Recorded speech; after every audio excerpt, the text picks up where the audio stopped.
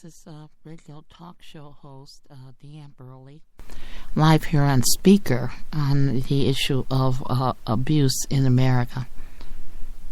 There's all types of abuse here in this country, from the child to the elderly to just individuals that are just trying to survive here and be human.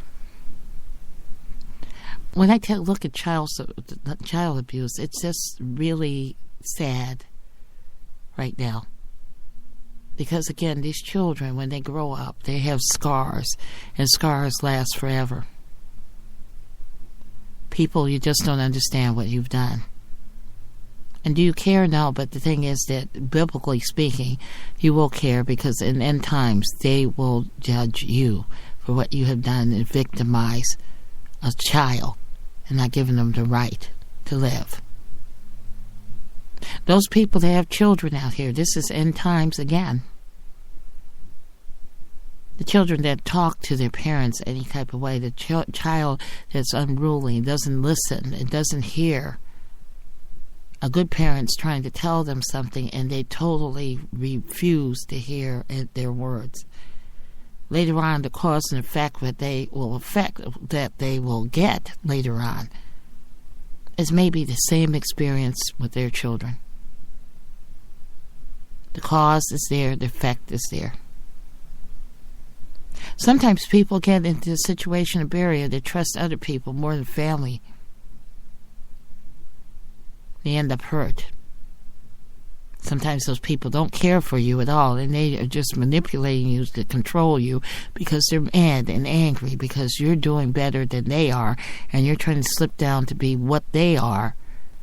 It never works out. You become a mental band-aid. Mental band-aid. You have situations that you send your kids to church and school, and somebody there sees your child and can abuse your child right there in the church, on the pulpit, and nobody sees anything while they're spewing out words of God and religion. Where's the God and religion in them for them to harm someone that's innocent and has no rights whatsoever? Take away their innocence and put them in a situation where they just don't know what they are anymore. In regards to the elderly, again, you have parents that are getting older, worked all their lives to support their family, done everything possible. Some of them just tried to be with their family members, while others just struggled. Then again, the child resents them and is angry. You didn't do enough. I hate you. So when you get to your later years in life, then that child does everything and anything and says anything to basically bring you down and destroy you.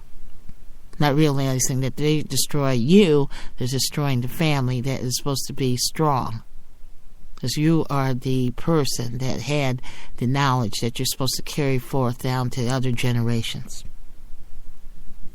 I think when I think about elder abuse, I think about going into the train station in Joliet and realizing they have no benches there where you sit on. The paid toilet. You have to put coins in to use the toilet there, and the toilet's not clean, but you got to pay.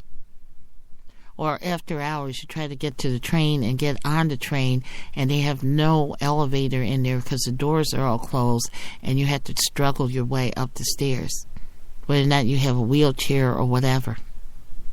I've seen people get on the train, the Metro in Chicago, and try to get down to Union Station or try to get off a stop beforehand, and are totally ignored and left on the train in wheelchairs.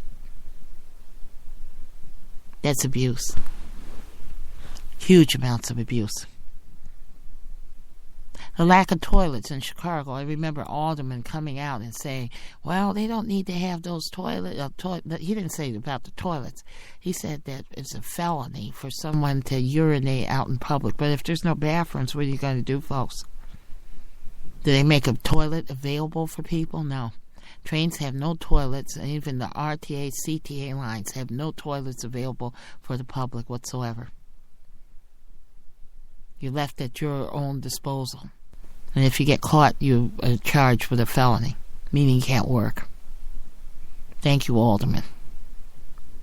Instead of looking at the fact that maybe they should put bathrooms into certain areas so people can use the bathroom instead of becoming beasts, then you know what? Then maybe you wouldn't have a problem with outside people doing things and urinating and stuff. But that's too difficult to put together because that costs some of the money out of their pocket into the pockets of where it should be to the taxpayers that live in the cities and towns and municipal areas. The other levels of abuse I look at is just simply ridiculous. You go somewhere and you ask somebody something and they look at you strange, like you're crazy, like you have no sense whatsoever if you're elderly. Or you try to get onto a bus and the bus driver is rude to you. Or they look at you like you're not going to pay, so let me sit the bus here for another maybe 10, 20 minutes while you ruffle through your papers to see if you have a card to pay for your transfer because you're elderly and disabled or poor. All these things I'm telling you is same earmarks of what happened with Sodom and Gomorrah. Many people didn't even realize that Lot was a judge in Sodom and Gomorrah. He was a judge. And the thing is, the real tale was that people were coming there, the Gentiles were coming into Sodom and Gomorrah, and they were mistreated. Totally mistreated. Why?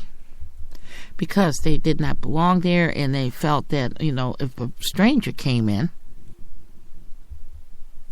then they could do whatever they wanted to the stranger. Anything. And they did. They did. But the thing is, they don't talk about all the things that were happening there. You read part of the scripture says this, and some of the things they write, they don't tell you all the things that are in other Bibles and other levels of story. Because if you read Sodom and Gomorrah story, it's no different than what's going on right here in our face. Total destruction of morals, misconduct. Law enforcement was about the story a lot. He was a judge, Israeli judge. He pleaded not for destruction, even though they stoned his daughter. The other story about why his daughter was stoned was because a Gentile, not the angels, but a Gentile came into town and was starving and not having any water. And she, when nobody looked, gave some water to the person. Anyway, she was later stoned to death for doing that. Now, the story said, in some of the things we read, that both daughters left with Lot. But then I read stories that one did not leave, and she was murdered by the people of Sodom and Gomorrah. Because their thing and their kick was anybody coming in that was an outsider to who they were, they needed to be destroyed. Destroyed financially. They bled those people to death so they wouldn't have any money. They actually caused a situation where these people had nothing. But then, again, what are we looking at? What are we looking at? The story of Sodom and Gomorrah is so familiar with everything, we read and look at. Everything that we read is not necessarily what happened. But we think it is, but it isn't.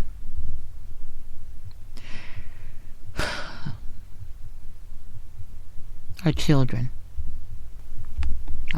blessed be our children. And look at what's going on in this country with children. Look what's going on with the elderly. Tossed aside. No water, no food. They're not supposed to have anything. Don't have. You are to give us. You shall obey. Obey. It's kind of like somebody says that word to you. It's kind of like they're telling you, cow down on the street and crawl to me on your knees with your head bowed, because I am your God. That's the mindset. Now, will this change? No, not really. And a lot of young people are seeing this conduct too. It's misconduct, and it's unbelievable. And the thing is, it's because we have strangers here. Strangers. They have no heart, no feeling, no soul. And they have no way of treating anybody else, and they hardly can understand how to treat themselves and other people. So to them, the torture and abuse to somebody else gives them presence and makes them feel good, because they have nothing. They have no soul. They have no entity. They might do a lot of charitable things. It says it in the Bible. A lot of people are going to do charitable things and look great and say, "Oh, Master, look at me." But is that not the same thing that happened with the situation with Cain and Abel? Cain gave sacrifices and Abel gave sacrifices, and his was not of flesh and blood. His was because of his tilting the field and was not acceptable to God. So then in rage, he kills his brother because his brother's offering was accepted. Now you think about that in a different way. What is it saying to you? You sacrifice and sacrifice. And what you think is important to God is not. So all the things that these people are doing evil is not important to whoever they serve. And the master that they serve will come back on them eventually. Now, do these people care? No, they have any feeling. They have no desire, no feeling, and no heart, no soul. They are empty. And the more they do breaches to their soul,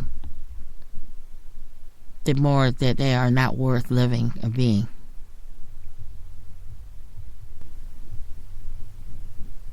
It's a sad, sad life we're seeing here and experiencing in the United States. We're seeing people, stars, taking forth roles in movies. And they're just playing a movie, and somebody doesn't like them in the movie, and then the next thing you know, they're gone. It's kind of like, a hidden Caesar, like back in the day when they used to point their thumb down, thumb up, thumb down. There's a hidden Caesar out here that's saying that these people's thumb is down and that they can be obliterated because nobody cares, and the victory is with their kingdom. We're not in the real world. We're not in a country. We're in a society of people that have no feelings for nothing at all. Nothing. Nothing. And once you breach your soul and do these things that I'm describing here, you'll know it's breached, because then you don't care about doing anything, and it becomes more common for you to do things, and then it gets more common and more common. And the more you do, more harm you put out there. The more you're not going to be able to get yourself and move yourself from what it is that's caused you to lose everything that's important, which is your essence in the end. Everybody's going to find out this because it's going to be experienced. But it's up to you to tell the tale and understand what's going on.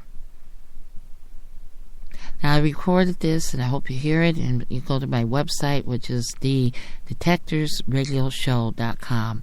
detectorsradioshow.com. Find a lot of information on that site. Please join the site and listen to the show. We're on Blog Talk and Truth Radio. Listeners to call in 718-508-9513, 718-508-9513, or call in to me directly at DANNE.BURLEY.